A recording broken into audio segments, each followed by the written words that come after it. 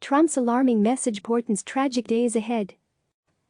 President Donald Trump finally leveled with America about the desperate reality of the coronavirus pandemic, warning of cruel weeks to come in one of the most chilling White House moments in modern history.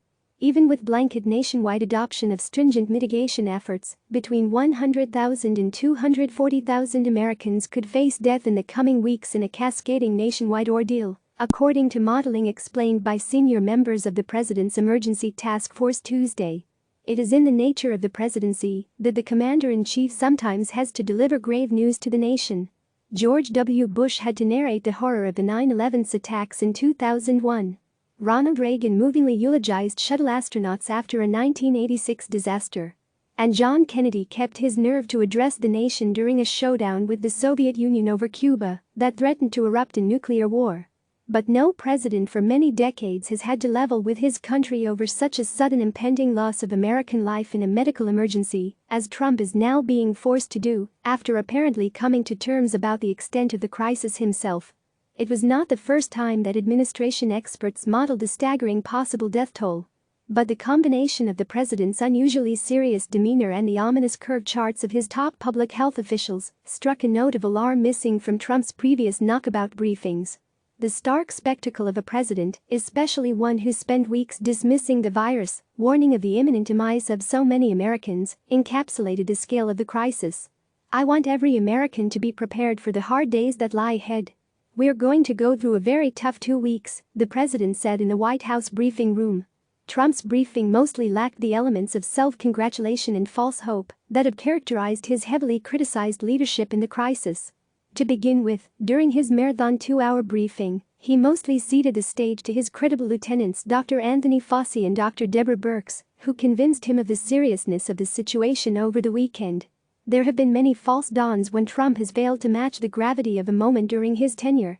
Past behavior suggests he may struggle to maintain his unifying tone at a moment of unique national peril. And a harrowing potential scale of the looming tragedy already have some, like House Speaker Nancy Pelosi, saying lives might have been saved had Trump not spent weeks denying the severity of the approaching pandemic and adopted more aggressive actions to prepare. A multi-front battle intensifies. Trump's appearance came on a day of grave developments that underscored the multi-front nature of the fight against COVID-19. Field hospitals sprang up in New York Central Park to alleviate overcrowding in the city's hospitals. State governors pleaded with the federal government for more ventilators, and doctors prepared to make grim decisions about who will live and die amid a shortage of the machines. Fauci and Birx arrived armed with slides showing the rocketing rise of COVID-19 cases in New York and New Jersey in recent weeks, and more shallow curves for other states. Their most hopeful moments involved referring to Italy's belated turn to a downward curve in infections after weeks of agony, reflecting the wrenching substance of their message. But in order to keep deaths to the lower end of their estimates, they warned that maximum mitigation efforts, including physical distancing and staying at home, were imperative. Even with such a regime in place across the country, and some states and cities are not yet taking the advice seriously, there are likely to be between 100,000 and 240,000 deaths. Fauci vowed, however, not to accept those figures and to strive to keep the mortality curve below expectations. He said there were some early signs that mitigation efforts taken by states and the White House's distancing guidelines, which have been extended until April 30, are working. "Whenever you're having an effect, it's not time to take your foot off the accelerator," Fauci said. "And that's what I hope. And I know that we can do over the next 30 days. Birx called on the entire nation to unite and, in a comment that appeared to jar with Trump's earlier rhetoric on the crisis, added, "There's no magic vaccine or therapy. It's just behaviors. Each of our behaviors translating into something that changes the course of this viral pandemic over the next 30 days, Birx said. A grave moment in history.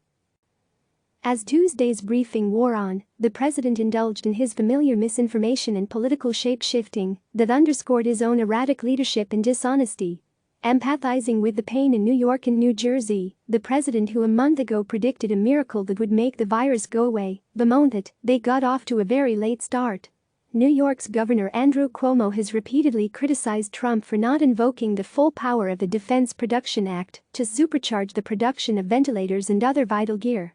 Less than a month ago, the president, resisting calls to shut down the economy and take the pandemic sufficiently seriously, equated coronavirus to the common flu. So last year 37,000 Americans died from the common flu. It averages between 27,000 and 70,000 per year. Nothing is shut down, life and the economy go on. At this moment there are 546 confirmed cases of coronavirus, with 22 deaths.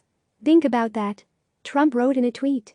But now, with the number of cases of the virus in the United States racing towards 200,000 on Tuesday and 4,000 deaths, Trump admitted the two are not the same.